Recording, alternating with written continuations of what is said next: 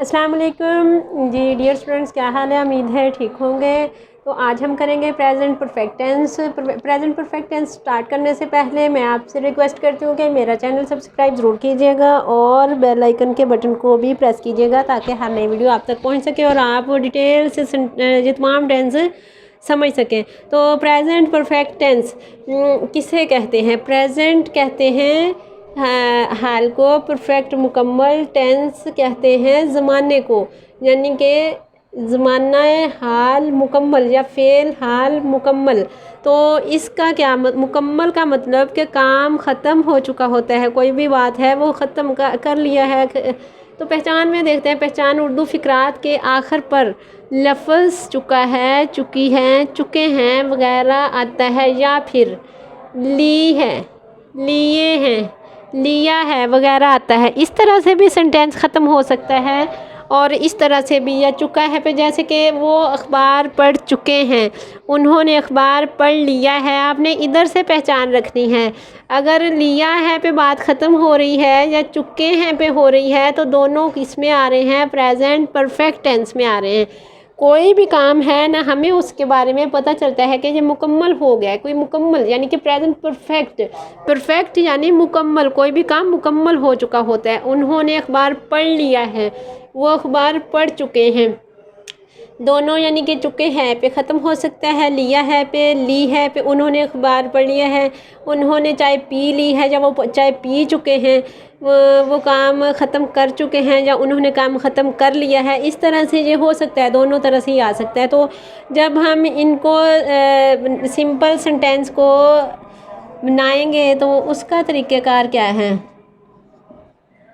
Simple sentence में हमें सबसे पहले चाहिए होगा सब्जेक्ट, उसके बाद हमें चाहिए होगा हेल्पिंग वर्ब, उसके बाद वर्ब और फिर ऑब्जेक्ट चाहिए होगा हमें। सब्जेक्ट, हेल्पिंग वर्ब, वर्ब और ऑब्जेक्ट। तो सब्जेक्ट तो आपको पता चल गया है, काफ़ी माशाल्लाह से हमने किया है। काम करने वाला जो भी हो वो सब्जेक्ट होता है, ठीक है। काम करने वाले को कहते हैं। हेल्पिंग वर्ब इसमें क्या यूज़ होंगे? हेल्पिंग वर्ब होगा हैज़ या फिर हैव। हैज़ किसके साथ? अगर हमारा सब्जेक्ट वाहद होगा तो हैज़ यूज़ करेंगे, अगर हमारा सब्जेक्ट जमा होगा तो हम हैव यूज़ करेंगे।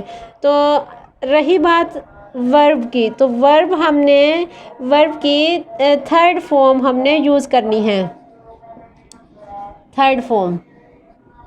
और ऑब्जेक्ट तो आपको पता है, जो भी बाकी सेंटेंस रहता है सब्जेक्ट, हेल्पिंग वर्ब और वर्ब लेके बाकी सेंटेंस ऑब्जेक्ट में चला जाता है जिस पर काम हो रहा हो।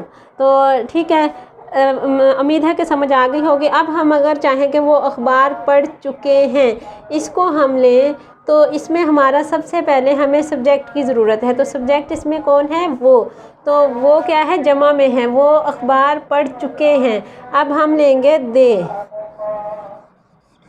वो अखबार पढ़ चुके हैं, तो दे हो गया सब्जेक्ट। आगे हमें चाहिए हेल्पिंग वर्ब, तो हेल्पिंग वर्ब हैज़ या हैव यूज़ होगा। तो हैज़ या हैव हमें क्या पता चलेगा कौन सा यूज़ हो रहा है? हमें पता चलेगा हमारा सब्जेक्ट अगर जमा है तो हम हैव लेंगे। हमारा सब्जेक्ट अब जमा में है, दे है, तो दे के साथ हम क्या लेंगे? Have, they have. तो वो हमारा हेल्पिंग वर्ब हो गया। अब हमें चाहिए वर्ब। वर्ब यानी क्या काम हो रहा है? पढ़ रहे हैं, पढ़ चुके हैं, पढ़ चुके। पढ़ना की इंग्लिश होती है रीड, तो हमें रीड की थर्ड फॉर्म चाहिए। तो रीड की थर्ड फॉर्म भी रीड ही होती है, इसलिए मैंने रीड लिख दिया। तो अब हमें क्या चाहिए? वर्ब के बाद ऑब्जेक्ट। तो ऑब्जेक्ट में जो बाकी रह जाएगा सेंटेंस वो ऑब्जेक्ट में चला जाएगा। वो भी हो गया, पढ़ चुके हैं भी हो गया, अखबार रह गया। तो न्यूज़ पेपर, न्यूज़पेपर, वो अखबार पढ़ चुके हैं। तो ये भी इसी तरह से, बिल्कुल इसी तरह से, उन्होंने अखबार पढ़ लिया है तो हम लिखेंगे they have read newspaper, simple लिखेंगे, वही बात है। इसी तरह से अगर कोई और सेंटेंस है, फ़र्ज़ किया आपके पास टेंस है, आपके पास अगर आ जाए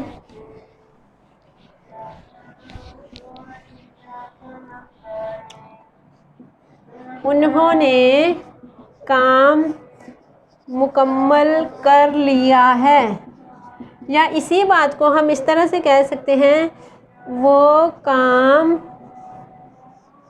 ख़त्म कर चुके हैं। ये देखिए, उन्होंने काम मुकम्मल कर लिया है, वो काम ख़त्म कर चुके हैं। अब ये भी सिंपल है, तो ये दोनों तरह से आपको इसलिए करवा रही हूँ कि आपको लिया है में आ जाए तब भी आपको पहचान हो सके, चुके हैं में आ जाए तब भी आपको पता चले कि हमें कैसे करना है। तो हमें सबसे पहले चाहिए सब्जेक्ट, फिर हेल्पिंग वर्ब, उसके बाद हमें वर्ब, फिर ऑब्जेक्ट। तो हमें उन्होंने, उन्हों जमा है तो दे, जमा के साथ क्या वर्ब यूज़ होगा, हैव। दे हैव मुकम्मल कर लिया है, तो मुकम्मल करना कंप्लीट होता है मुकम्मल, तो कंप्लीटेड कर देंगे। थर्ड फॉर्म लगानी है वर्ब की, थर्ड फॉर्म हेल्पिंग वर्ब में हैज़ या हैव, जो भी आपके सेंटेंस पे पूरा आए। तो हमें क्या, दे हैव कंप्लीटेड, उन्होंने मुकम्मल कर लिया है। क्या मुकम्मल किया है, काम। तो एंड पे हम क्या लिख देंगे, काम, यानी कि वर्ब लिख लिया, ऑब्जेक्ट रह गया हमारा, दे हैव कंप्लीटेड वर्क। अच्छा, ये तो सिंपल की बात है। अगर नेगेटिव हो ना यही वाला सेंटेंस, उन्होंने काम मुकम्मल नहीं किया है, यानी उन्होंने काम मुकम्मल नहीं किया है, तो नेगेटिव आ गया। तो सिर्फ हमने क्या करना है, सब्जेक्ट वैसे ही लगा देना है, हेल्पिंग वर्ब के बाद हम क्या करेंगे, नॉट लगा देंगे। अब हमें लेना है सबसे पहले सब्जेक्ट, सब्जेक्ट क्या है, दे। उसके बाद हमें चाहिए हेल्पिंग वर्ब, तो दे के साथ जमा है, जमा के साथ हैव आएगा, दे हैव नॉट लिखेंगे, they have not completed work. बाकी सारा सेम। अगर इसी सेंटेंस को हमें करना, क्या में पूछ रहा है बात, यानी कि इंटरोगेटिव सेंटेंसेस की बात हो रही हो, तो फिर हमें कैसे करना है, इसी को अगर हम लिख लें, क्या, क्या उन्होंने काम मुकम्मल किया है, नहीं अगर ना हो तो, अगर हो तो फिर भी इधर ही रहने देना है। यानी सिंपल अगर आपके पास आ जाए क्या से, क्या उन्होंने काम मुकम्मल किया है, तो हम क्या करेंगे, हैज़ या हैव, जो भी हमारे सेंटेंस में यूज़ हो रहा है उसको हम स्टार्ट में ले आएंगे, बाकी सारी तरतीब वही रहेगी। ये देखिए, हैव मैं स्टार्ट में ले आई हूँ, दे बाकी सारा सेंटेंस में सारा वैसे का वैसे लिखूँगी। हैव दे कंप्लीटेड, नॉट अगर होगा हमारे सेंटेंस में तो इधर ही रहने देंगे, अगर नहीं होगा, जैसे उन्होंने काम मुकम्मल किया है, उन्होंने काम मुकम्मल कर लिया है, क्या उन्होंने काम मुकम्मल कर लिया है, हैव दे कंप्लीटेड वर्क। तो एंड पे क्या लगा देंगे हम, क्वेश्चन मार्क लगा देंगे। इसी तरह से कोई भी सेंटेंस जो कि आपको पूछा गया हो कि क्या से बात हो रही हो, तो फिर आपने सारे हैज़ या हैव को स्टार्ट में लिख देना है, तो उसके बाद सारी यानी कि वही रहेगी जो डिटेल है, बाकी सारी उसमें कोई फ़र्क नहीं आता। ये बात तो आपको समझ है ना, सब्जेक्ट, हेल्पिंग वर्ब और वर्ब और फिर ऑब्जेक्ट। तो ठीक है, सब्जेक्ट हमारा, ये एक मज़ीद आपको समझा रही हूँ कि अगर हमें, यानी इसका कोई फ़र्क नहीं है, नेगेटिव हो, इंटेरोगेटिव हो या सिंपल हो, हेल्पिंग वर्ब हमारे पास ये हैज़ या हैव ही रहते हैं, वर्ब थर्ड फॉर्म ही रहती है। Third form helping verb simple की सूरत में ऐसे ही, अगर हमारे पास नेगेटिव हो तो हमने सब्जेक्ट, हेल्पिंग वर्ब और नॉट, फिर वर्ब, उसके बाद ऑब्जेक्ट। अगर हमारे पास इंटेरोगेटिव हो तो हमें सबसे पहले हेल्पिंग वर्ब, फिर सब्जेक्ट, फिर वर्ब, फिर ऑब्जेक्ट और एंड पे क्वेश्चन मार्क। अगर हमारे पास डबल इंटेरोगेटिव हो, जैसे कि कभी कभी बात होती है कहाँ, क्यों, कब, इस तरह से कोई सेंटेंस पूछा जा सकता है कि वो कब काम कर चुके हैं या वो कहाँ जा चुके हैं, तो फिर हम क्या करते हैं, कब, कहाँ, वेयर, यानी कि अगर वेयर है तो उसको, व्हेन है तो उसको, यानी जो भी आपके सेंटेंस में यूज़ हो रहा है आपने उसको हेल्पिंग वर्ब से भी पहले ले आना है। फिर हेल्पिंग वर्ब, उसके बाद सब्जेक्ट, उसके बाद वर्ब और फिर ऑब्जेक्ट आ जाएगा एंड पे क्वेश्चन मार्क।